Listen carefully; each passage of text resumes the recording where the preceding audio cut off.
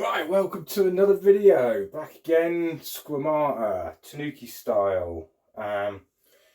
Exercise of today is, that's interesting.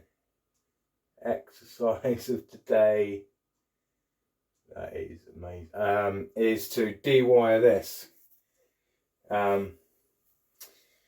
It's one of mine. It's obviously Tanuki. I call it one of mine, so I've said before, if I call it one of mine, it means it's my creation from the start, from the beginning. Bought as nursery stock, deadwood collected from the local woods, put together, wham bam. So yeah, today's exercise is this evening's exercise, not today because I've been doing other things, is to get rid of the wire. It's been on for a while. It's been on for, I would say, probably almost 2 years. Yeah, some of it, most of it's been on for 2 years. I did add some last year, in the summer, in the growing season, because it put a bit of growth on, and then when you had a wet day it was starting to flop. And also the cats, the kittens and the cats, they like to rub it up against this, they love it. So yeah, I did add a bit of wire, but it'd be interesting to see how it sets. I wire it every year, so even though I'm de-wiring it now, I'll let it do its thing in the growing season, let it swell up, let it mature, thicken up, and then later on in the year I'll then rewire it again, because it will cut in for sure. Yeah, you got to wire it in a certain way. This one, you wire it too tight, it cuts in immediately, and because it's quite a juvenile plant, it's very spindly. As you can see, it needs support. It does need support. As soon as it starts putting new growth on as well, all that extra weight, it does need it. So de-wire it in areas, so important, in areas where I think the wire needs taking off. So anywhere where it's cutting in, or just releasing, just let it release a little bit. I'm not going to take all the wire off because I know I've got to rewire it again. So I've already done this branch. I did push record, but I maxed out my storage, so it stopped recording. I better check, make sure it's still recording. Still, yeah, it's still recording. Camera's wonky though. There you are. There you are. We've got a drunk camera. Here we go. That better? That's better. Yeah, so there we go. Right, Tanuki style. I love Tanukis, one of my favourites. In fact, people do ask me when they visit the garden, friends, family, randomers, neighbours, I often get asked, what's your favourite tree? You got a favourite tree? Normally I say, no, I don't have a favourite tree. Normally. But really, in the back of my mind, this is probably up there with my favourites, because it's been an ongoing project for a few years. I say it's been started from next to nothing. I collected the dead wood, obviously styled it. Yeah, means a lot. I'm emotionally attached to it. It's my little baby. And it's also taught me a lot over the years, because it is quite old. Well, I say it's old, I've probably had it 7 years, I suppose, developing it. Not in this composition, obviously grew it on in a pot, to thicken things up initially. But yeah, I probably had it 7 years. Get rid of that one he's cutting in. It's good. He's settled down quite well. He's set quite well. Yeah, so just basic tidy up and take off any wire that we know he's going to cut in. And I'm looking at it, it's not looking too bad. It's not looking too bad at all. What's going on up here? This is all being pushed back. I'm guessing it's the cats. It's all being flattened off a little bit there. Not too bad. Yeah, so anyway, there we go. Yeah, it's just an initial kind of inspection. I'm expecting this to be quite vigorous this year in growth. It's been in this pot now for a number of years, 4 years, something like that. So the roots are really established now. It's probably really happy. It started putting on a lot more ramification. It did last year.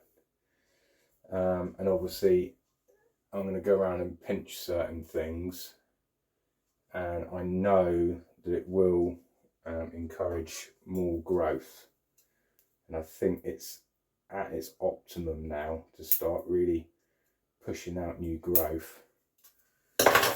So I've got high expectations of this one this year. I want lots of back budding, but I can guarantee the back budding I get I'm not going to want. But you can see in here, I don't know if you can see in these crotches, this is where you find this problem with junipers, especially squamata, procumbens, any kind of carpet juniper, common juniper. They do back bud really well, but they always back bud in the wrong blimmin' places. So like under here on this elbow, don't want it. It's in the wrong place. It's in the wrong place. But it's important to get rid of it. A, you don't want it, and B, all the energy then will carry on going into the branches that you do need. So that's the only downside of back budding on these types of junipers, needle junipers.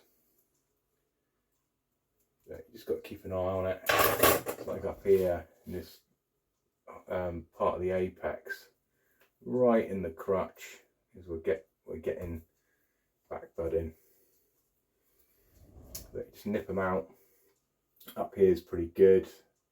We'll need that. I don't know why it's so flat. It's almost like the cat's been rubbing up against it, which does not surprise me. All in all, it ain't looking too bad. Doesn't look like he's cutting in that bad. It's one thing about, obviously, keep an eye on the wire. Keep an eye on the areas that are strong. But if you don't think it needs dewiring, don't. And if it's just certain areas that are swollen, just deal with them. You don't have to take the wire off the whole thing. As I say, I'll have to wire it up again anyway eventually. Yeah, he's looking alright actually. He's looking alright there. It's this thinner wire that I was more concerned about. There's a cut there, but it's an old cut. Yeah, I must have removed that wire a couple of years ago. He's alright. He's alright. The only thing is though, it will put on new growth. The pads will develop, and it makes it then even harder to get the wire off. It's just, yeah, and you end up sacrificing the wire. You can't save it. You've got to cut it out. And you end up damaging the finer growth that you've spent ages encouraging. Right, all looking very good actually. I don't really need to do a lot to the wire. Surprised about that.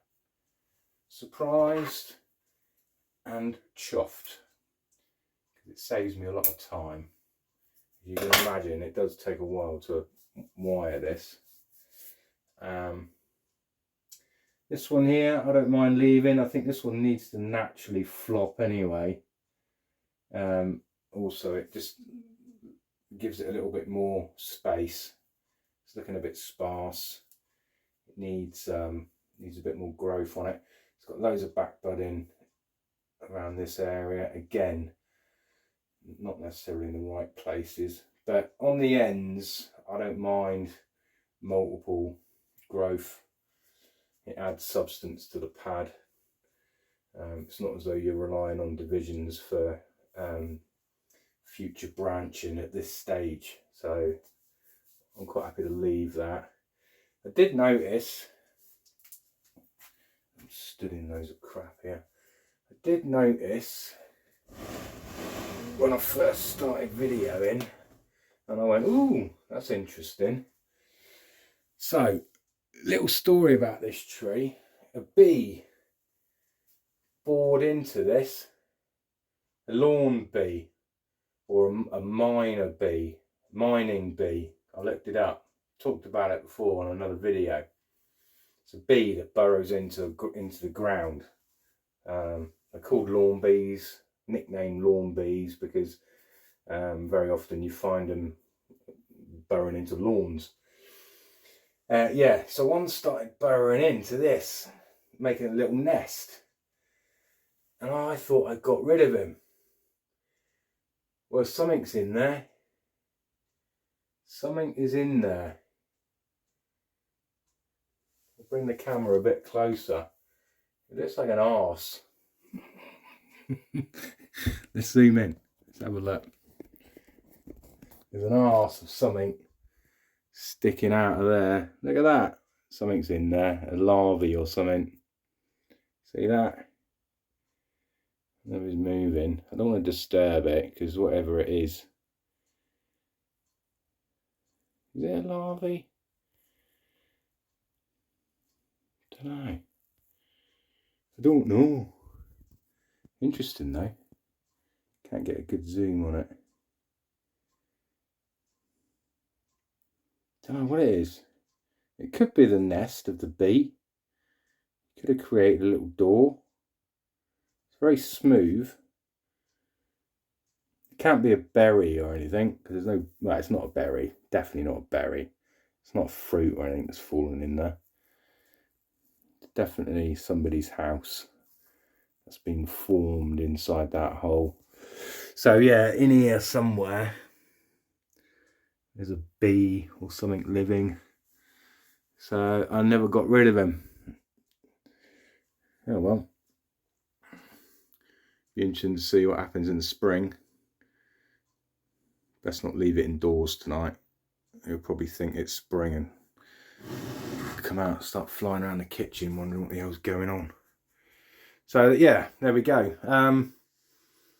Yeah, well that was a nice and easy job. I thought I'd be spending a few hours on this. Well, that's all right. I can start something else now.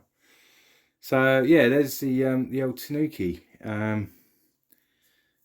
Quite chuffed with this tree, the way it's turned out over the years. Still got a long way to go, but for something that was